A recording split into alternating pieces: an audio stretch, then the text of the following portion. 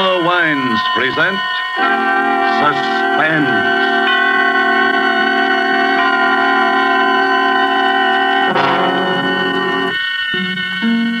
The Roma Wine Company of Fresno, California, welcomes you again to this weekly half hour of Suspense. Tonight from Hollywood, Roma Wines bring you a star, Mr. Herbert Marshall. Mr. Marshall is with us to play in Nicholas Blake's powerful story of vengeance and retribution, The Beast Must Die. But before we raise the curtain on tonight's tale of suspense, and now with The Beast Must Die, and with the performance of Herbert Marshall as Felix Lane, who wrote a diary of death, we again hope to keep you in suspense.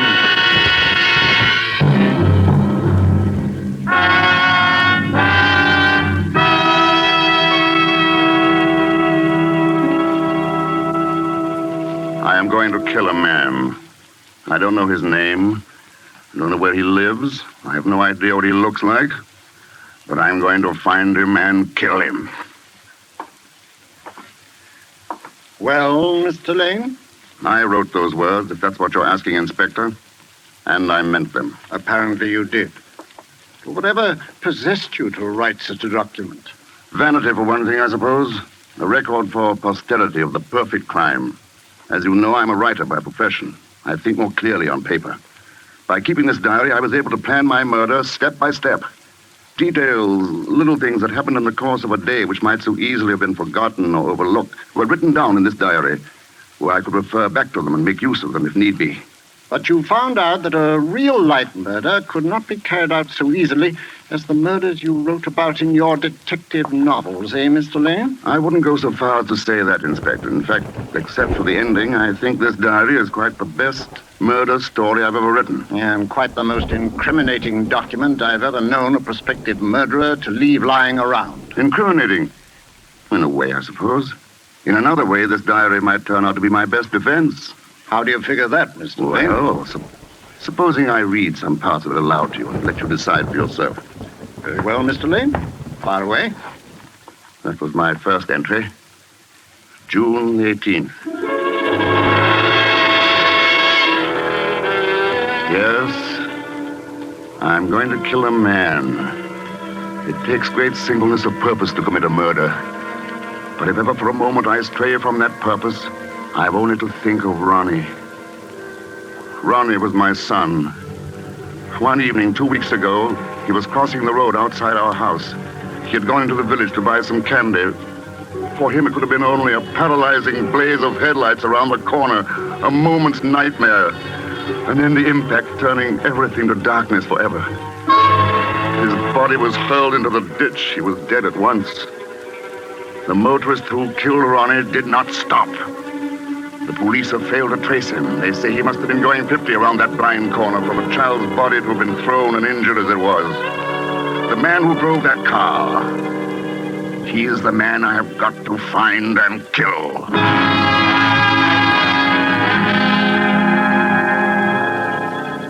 June 25th. I found my first clue today. My mind was on Ronnie. I was driving toward a neighboring town. The hills around were green. The boxwood hedges, still damp from last night's rain, translucent like giant chunks of emerald. Suddenly, the front wheels of my car hit into a great puddle. A sheet of water splashed up over the front of the windshield and drenched me from the side. I pulled up at the far side of the water splash. I got out, cursing myself for my preoccupation, and began mopping away at the windshield. A man leaning over a farm gate addressed me. Whoa. Looks like you got a proper shower bath, mister. Yes. Been pestering the county for months to repair that hole. People always driving into it, splashing themselves all over. Funniest thing of all, though, was about a fortnight ago when a chap tried to use it to get a free car wash. Oh, really? Yeah. It was my wife's birthday, to be exact. About 8 o'clock, we was on our way to Cheltenham to see the picture show. Just coming out of the gate, this chap driving one of those low-slung sports jobs hits the water splash. You don't say. Ah. And then the fella says something to the girl he's driving with. What do you suppose they do? They back up and run through the splash again. And then again. They did it 4 times. 8 o'clock. Your wife's birthday, it wouldn't be June 3rd, would it? All right, yeah. But how'd you know? Oh, well, you see, a friend of mine was celebrating that night. He was driving toward... Seven Bridge. That's where this fella and his lady friend were going. I remember his lady friend says, George, ask the man whether you turn to the right or to the left at the next fork. George, yes, that's right. That's my pal's name. And, Seven Bridge, yes. Yes. The way he drives ought to have brought him here by just around 8 o'clock. He didn't have a crumpled right front fender, did he? Oh, that he did. And that bloke was your friend. He sure is a proper nut. Well, peculiar, at least. Yes. Yes, he is peculiar. Driving through that water splash all over again and again. 4 times he does it. He wasn't laughing either. Didn't seem like a joke somehow. Looks like he's trying to get a free car wash. Funny way I'd say to get the mud off. Yes. Maybe it was tar, though, huh? Yes. Or blood.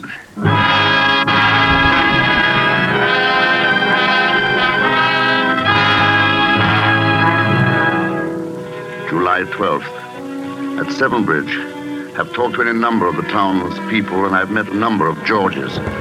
But not one of them have owned or driven a low-slung sports job. Not like the one I've been looking for anyway. It may be that I have to start all over again on some other tack. I was returning to the inn this afternoon when I noticed a car parked on the side of the road up ahead. A girl with bright hair was working at the rear wheel, and a small lad beside her was doing his best to help. I pulled up beside them. It was a long, low-slung sports job.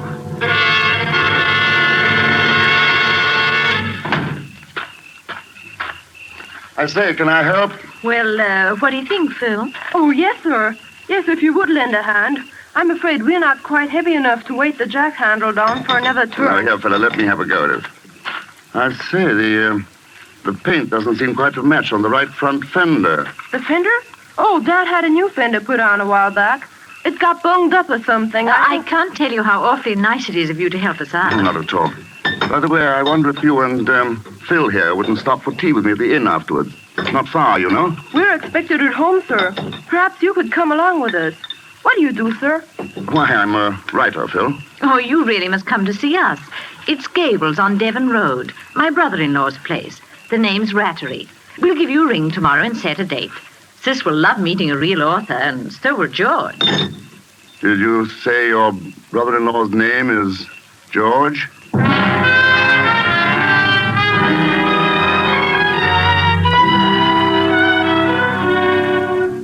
July 16th. I've met him. I've spent an evening talking to him. George Rattery.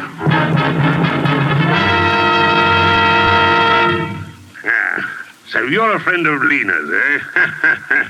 Storybook detective. A writer. Easy enough to write about a dead body, but I'd like to see an author that had guts enough to look at one.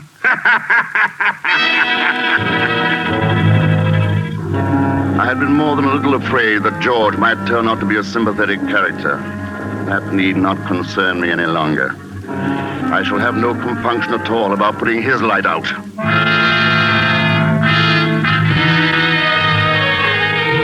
It appears that George is the half-owner of a garage down in town. A man by the name of Carfax is the other partner. A garage. That would explain how the damaged fender got itself fixed without the police knowing. Oh, how can a beast like George have a fine young son like Phil?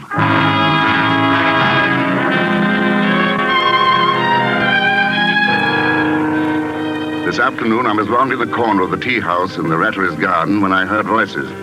It was Lena and George. I stopped in my tracks and eavesdropped shamelessly. It's a neat rig you're wearing today, Lena. Is that for Felix Lane's benefit? Oh, save your compliments for that Carfax woman. Jealous. Don't make me laugh. But someday you're going to find out that business partner of yours isn't as mild as he looks. I wonder what he'd say if he knew that his wife was... Shut up, will you? And since when did you get so high and mighty? It wasn't so long ago that you yourself were glad enough to... If you ever open your mouth about any of that, I swear I'll kill you. Talking big now, aren't we, Miss Snow White? Just try something and you'll find out. Remember, there are quite a few people who might like to know about that poor kid you ran down last June. If it weren't for Violet and Phil, I'd... Stop that kind of talk. You hear? Just remember you were with me that night. Huh?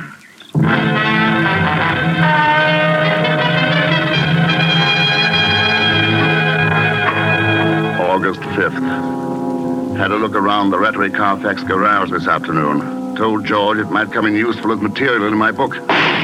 All at once I heard a shot, and there stood George blazing away over the plot in back with a rifle. I went up to him. There. That's another one of the pests out of the way. We've tried everything. Traps, poisons, rat hunts. We can't keep them down. That's a nice rifle. Yeah. Gave it to Phil when he came back from school in Switzerland. Much too good for him. Here, I'd like to have a go at him. I raised the rifle and sighted. George's back was to me. By shifting a few inches to the right, the bullet should enter the base of the brain. Who could prove that George hadn't suddenly stepped in my way? My finger tightened on the trigger.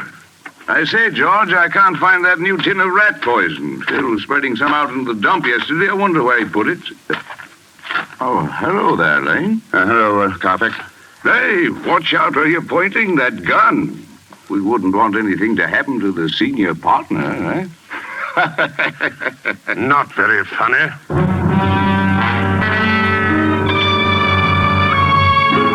I am now a guest in the house of the man I am going to kill. Violet, Phil's mother, suggested that I come and stay with them for a fortnight and help Phil in odd hours with his Latin. George, much to my surprise, joined in heartily with the idea. I wonder why. I must watch him very closely because of what happened last night. We were having coffee in the drawing room after dinner when the conversation took a most extraordinary turn. They were talking about Violet's new rose bushes. I suppose they'll be very nice, but I can't for the life of me see why you went to all that trouble. Well, the old ones weren't doing very well. They were still alive, weren't they, Mother? Oh, yes, dear, but I'm not one to keep something going when it's only half alive. Oh, I'm glad you're talking about rose bushes. I should hate to think you felt that way about people. Of course not. But, on the other hand, I do think if a person were incurably ill that they ought to... Well, that is, they ought to have the right to ask their doctor to put them out of their misery. Don't you think so, Felix? Speaking of doctors reminds me, George, don't forget your tonic. Doctor said after every meal. Tonic. Oh, pass it here. Yeah. Foul stuff, bitter as gall, poison. That won't kill you, George. Felix, would you really be in favor of doing away with all unfortunates? Well, what about your incurable social pest, the person who makes life miserable for everyone else around him? I think a person would be justified in killing someone like that. I do think you're all getting a little morbid. The kind of a person I describe has no right to life. Of course, that's to say I would if I could do it without running my neck into a noose. Now, in my book, I'm working on a very pretty murder. Quite my masterpiece, I think. Well, he's darn close about it. Locked doors, sealed lips, and all that. Of course, he says he's writing a thriller, but we've no proof, have we?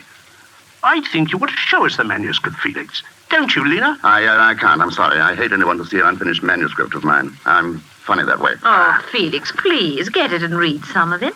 Come on, don't be a spoilsport. I'll go and get it myself and read it out loud if the blushing author is too coy. By heaven, I'll go upstairs and fetch it now. You'll do nothing of the sort. I forbid it. I will not have people snooping about among my manuscripts.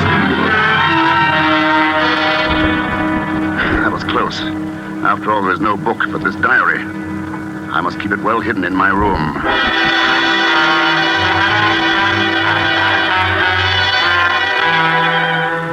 At last, I have my plan. It took a great deal of subtle taunting and persuasion, but it came off at last. George is going sailing with me this afternoon, and he can't swim. Drowning is very painful, they say, in the early stages. That's good, I'm glad. George's lungs bursting, the top of his head shrieking with pain, his hands scrabbling vainly to thrust against the giant weight of the water. But if I cannot kill George today on the open sea, with the wind in my favor and myself the undisputed master of the situation, if I fail today, then I will know that it is not my destiny to be a murderer, and I will make no further attempt on the life of George Rattery.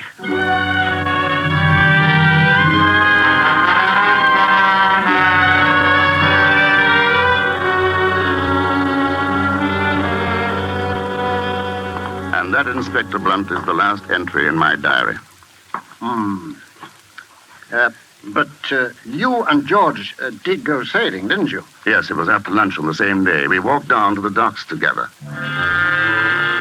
George, as you can imagine, was rather clumsy about a boat, but it was only a few minutes after he clambered aboard that we were out in the main water, sailing free. George had his feet braced against the centerboard case and his hands gripped the gunwale. A squall was coming up. Hey, that motor barge is getting very close, isn't it? There'll be plenty of room, George. Power vessels have to give way to sailing vessels, you know. Give way? How do you think about that size is going to give way to a crate like this? Hey there, what are you up to? Look out, I tell you, you can't.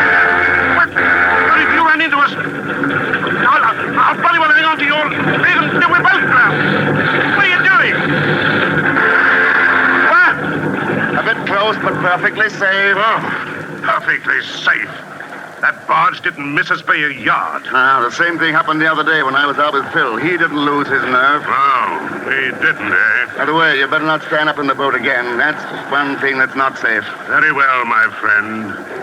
But I shouldn't try any of those funny tricks you've been planning. Tricks? What tricks? You know what I mean, you filthy sneak.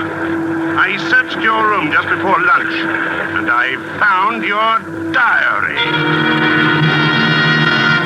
Yes, I posted that precious diary of yours up to my solicitor just before I came out here. Posted it, mind you, just before we went sailing. So you see, it'll be most unfortunate for you if you let me drown. Well, what's the matter? Lost your lying tongue, have you? I ought to break your jaw for you. I've a good mind to hand over your diary to the police. Don't be silly. You know perfectly well you won't do anything of the kind. And for the very good reason that you don't want the police to haul you in on a charge of manslaughter for killing my son. Well, you can't prove I ran over your son. Aren't you forgetting that Lena was with you that night? The police would get a confession out of her in no time. Why, you, if ever I see you again after today, you slug, I'll bash you into a jelly. Oh, shut up, George. I guess we've both been a little too clever. It looks like a stalemate.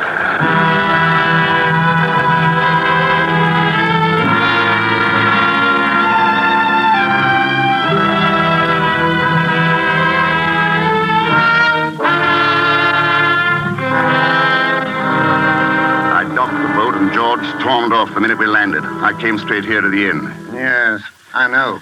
Perhaps it's just as well I didn't succeed. Going back to writing detective stories after committing the perfect crime would be like going back to playing with tin soldiers after winning the Battle of Waterloo.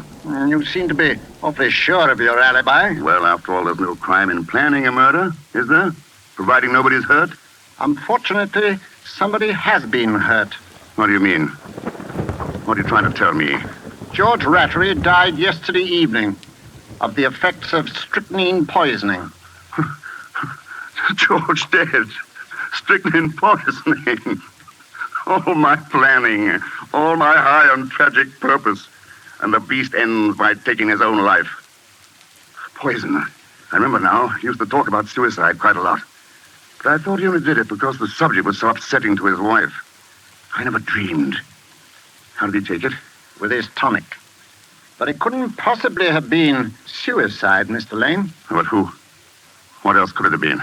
It could have been murder. Unfortunately, we have no evidence except this diary of yours. Oh, but the bottle, the tonic. George Rattery died almost instantly after taking his tonic at dinner. But before the doctor arrived, that bottle disappeared. Well, any suspects?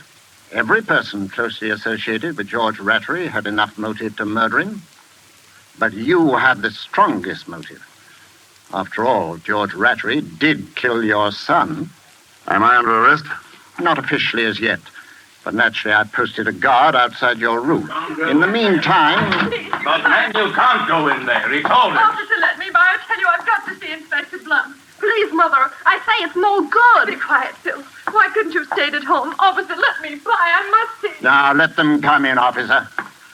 Good afternoon, Mrs. Rattery. Phil? Hello, Phil. Hello, Felix. Please. Please, I can't stand it any longer. They're accusing Felix here of murdering my husband. He had nothing to do with it. She doesn't know what she's saying. For heaven's sake, Phil, will you be quiet? It was I who killed George. He treated me very badly. He was unspeakable to Phil. There was another woman. Oh, I can't go on. Are you trying to tell me, Mrs. Rattery, that you gave your husband poison? Yes. Mother! I tell you, I poisoned him. Where did you get the poison, Mrs. Rattery? I bought it at that chemist shop. What chemist shop? The one on Abbey Lane, near the corner of High Towers. That's it. Uh-huh. What became of the bottle of tonic after your husband's death? I broke it. I buried it. I'm sorry, Mrs. Rattery. The police have checked. You didn't buy any poison at the chemist's. Mother, I told you it was no good. Sir, Mother is trying to save me. It was I, sir. I killed him. What? Phil, you don't. Don't believe him. Don't believe him. He's just a foolish child. He doesn't know what he's saying. Go on, Phil. Well, you see, sir, I left a note. I was running away, but Mother found the note before I quite got out the door. Boys get such strange ideas. He couldn't have done it. He's just a boy. You know he couldn't. You see, sir, when they accused Felix here, I couldn't stand it any longer. That's why I wrote you the note, but Mother found it first. She said if she confessed that they wouldn't do much to her, that the police would understand. Felix, make them believe me. I can prove I did it. Now, go on, Phil. You say you can prove it. What do you mean? I have it here in my pocket, sir. I've had it hid ever since. So see, here it is. It's still half full. It's Dad's bottle of tonic. Phil, where did you get that? I took it off the buffet after the doctor said Dad was dead. But this is very serious, Phil. You know that. He's lying. He couldn't have. He's just a little boy. Please, all of you, I have a favor to ask. Let me talk to Phil alone for a few minutes. Won't hurt anything. I think I may be able to help solve this whole thing. Phil didn't do it. Violet's right. Yes, but the bottle... Just give Phil and me 10 minutes alone. Very well. We'll wait outside. 10 minutes, mind you, Phil. No more. Come here, Phil. I'm a murderer, Felix. You are not a murderer, Phil. No one could ever tell me that. I left a note. We've gone all over that. I killed him. He beat Mother. I killed him, I tell you. Stop that, Phil. I know better. They thought you did it, Felix. I heard them talking about your diary. You wanted to kill him. You said so in your diary. Maybe I did, but... They'd hang you, Felix. So that's why you wrote the note and pretended you did it? Yes, I saw you in the pantry with Dad's bottle of tonic before you went for the sale with him. You saw me? Oh, I'm sorry, Phil. Sorry you saw me. Naturally, you jumped to the conclusion that I... Oh, poor little man. Oh, there's nothing for you to worry about now, Phil. You mean they're not going to hang you, Felix? They're not going to hang me. You won't let them do anything to you? Promise me. No, I won't let them do anything to me. But, Phil, there are other things for you to think about now. Now that your father's gone, you are head of the house. That's a man's job, Phil. There's a lot you've learned about courage these last few days. Living takes a lot of courage. This is pretty grown-up talk, Phil. Do you understand me? I'm trying, Felix. You remind me a lot of my own son. You mean the boy my father ran? That's right, Phil. Yes, you're a lot like him. Would he have gone sailing with us? Oh, yes. I think Ronnie would have been quite a sailor. Can we go sailing tomorrow, Felix? Not tomorrow, Phil.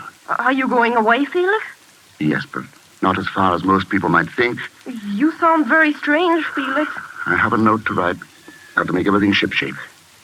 You go on out to your mother and tell them they may join me in a few minutes. Can't I wait, Felix? No, Phil. Go ahead now. But... Those are orders. Skipper's orders. Aye, aye, sir. Goodbye, son. I thought I'd made the last entry in this diary, but there will have to be one more. This diary was kept for only one purpose: to make George and the police believe that I planned to kill the beast by drowning him. Death was already waiting for George Rattery at home in the bottle of his tonic, where I had placed 3 pellets of rat poison taken by me from the garage.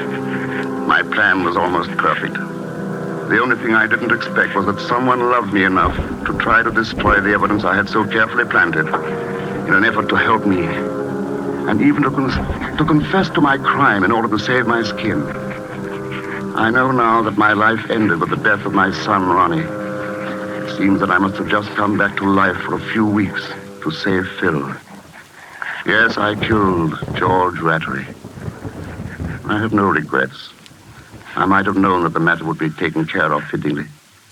It says in the Bible, the beast must die, but the man dieth also. Yea, they both must die. George was right about that tonic of his. It is very bitter.